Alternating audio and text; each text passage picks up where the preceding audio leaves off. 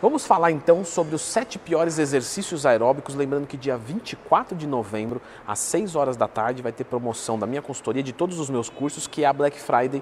Mais informações aqui nos comentários, descontos de até 40%, tá? Bom, eu vou começar com o número 7, pessoal, que não é exatamente onde eu tô, né? Foi só para simular aqui, que é o spinning.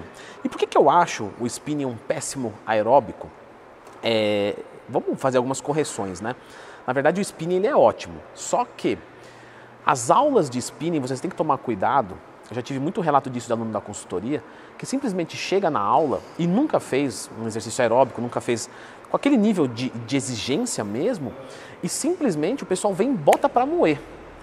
Galera, gera uma dor muscular tardia tão grande nos quadríceps e nos glúteos principalmente, que, sabe, eu já tive aluno que teve febre.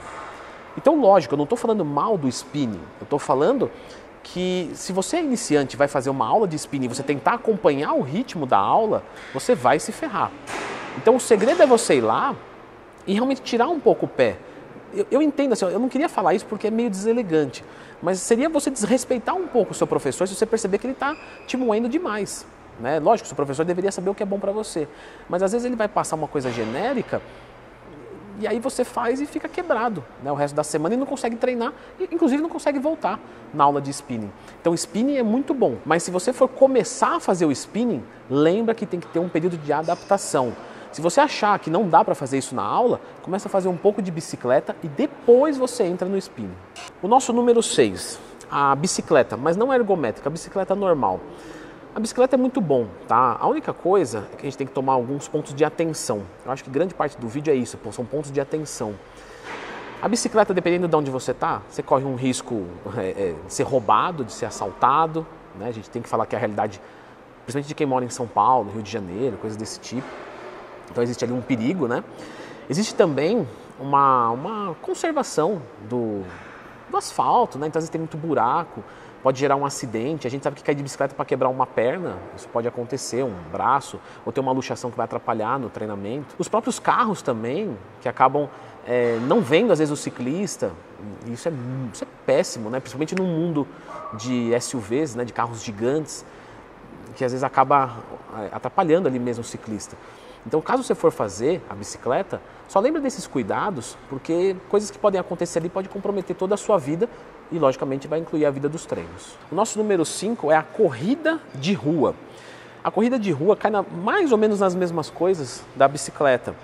Então, você está ali fazendo uma corrida, de repente tem um solo tudo, sabe, uma calçada toda quebrada, e às vezes foi só uma raiz de uma árvore que quebrou ali, e aí você tem uma torção.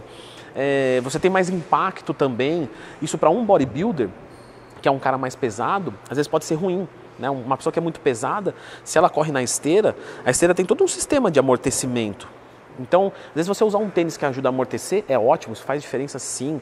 Uma palmilha ortopédica pode ajudar para dar mais absorção de impacto. Só tomar muito cuidado para não causar uma elevação muito grande, né? Porque uma elevação muito grande vai se tornar mais suscetível à lesão também. Então, adequado seja uma palmilha, por exemplo, que absorve impacto, mas ela é baixa, para o centro de gravidade não subir. De qualquer forma, é uma boa atividade, mas só toma cuidado, de novo, com assalto, com um solo muito ruim, com atropelamento, entre outras coisas. Número 4, maratona. Se você é leve, beleza, não tem problema nenhum. Mas normalmente o cara que vai ganhando massa muscular, ele começa a ter um peso corpóreo maior. Sim, é de músculo, não vai causar mal para a saúde, mas ainda assim é um peso maior para a sua articulação. Mesmo que você tenha um músculo forte, você vai fazer a sua articulação sofrer mais. Então, a maratona, se você é leve, quando eu falo leve, assim, é uma pessoa de 1,70 m e 60, 65 quilos, 70 quilos no máximo, assim. Então, meio que você pega a sua altura e corta né? 1,80 m, tira 80 quilos. Isso é o topo, é o limite. Tudo bem você fazer um treinamento de maratona como um exercício aeróbico. Agora, você usar um treinamento de maratona pesando, de repente, 100 quilos, galera, isso vai gerar um desgaste de tornozelo, de joelho, de quadril, que para um cara pesado, isso vai ser importante. Por quê? Porque o treinamento não é 20 minutinhos, é um treinamento de muito tempo. Número 3, tênis e esporte com raquete. Putz, é sensacional, realmente você queima muita caloria, é muito relevante, mas esse esporte da raquete muito repetitivo, para uma pessoa que tem força, e não me entendam mal, tá? Mas às vezes não tem um condicionamento tão bom em detrimento daquela força. O bodybuilder é um cara que parece forte, mas se você for analisar pela quantidade de músculo que ele tem, ele não é tão forte assim. Tanto é que você vê os levantadores de peso olímpico, eles têm muito menos massa muscular e têm muito mais força. Então imagina você ter ali uma condição motora forte, mas não está adaptada para aquilo. E cada raquetada você causa ali um estresse mesmo, né? Que pode gerar uma lesão. Então não tem problema jogar tênis. Na verdade é ótimo, tenho vários alunos que jogam.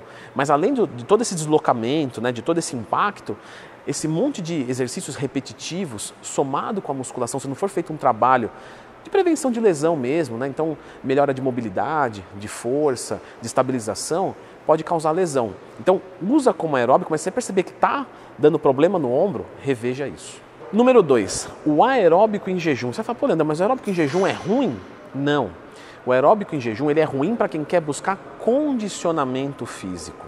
Ele é o pior aeróbico que vai ter. Por quê? Porque ele é de baixa intensidade. A gente vai separar aqui em pelo menos 2 grandes grupos de objetivos para quem faz o aeróbico. Eu vou fazer o aeróbico para queimar calorias e, consequentemente, melhorar minha queima de gordura. O aeróbico em jejum é bom para isso? Beleza, é ótimo. É um aeróbico de baixa intensidade, não força o teu organismo, não força as tuas articulações, faz você queimar mais calorias. Lógico, você vai ter que fazer por um tempo maior, ok, mas você consegue o teu objetivo.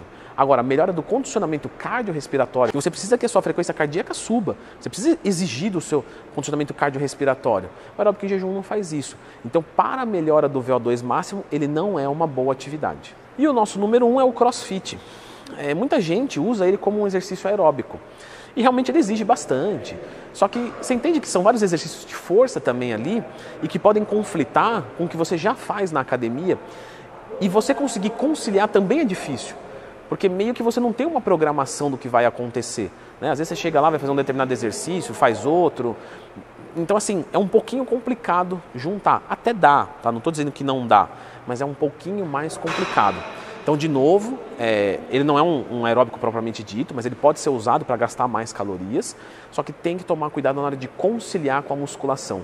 É muito fácil você fazer CrossFit, é muito fácil você fazer musculação. Os dois juntos já pode ser um pouquinho mais complicado, tá? Eu vou deixar a indicação desse vídeo aqui, que é sobre como você fortalecer a sua lombar, porque tem muita gente que vai fazer essas atividades dinâmicas e por ser um pouco mais musculoso, começa a sentir dor na lombar. Isso não é tão difícil de resolver. Então dá uma conferidinha nesse vídeo aqui que eu deixei 9 exercícios para melhora do fortalecimento da região lombar.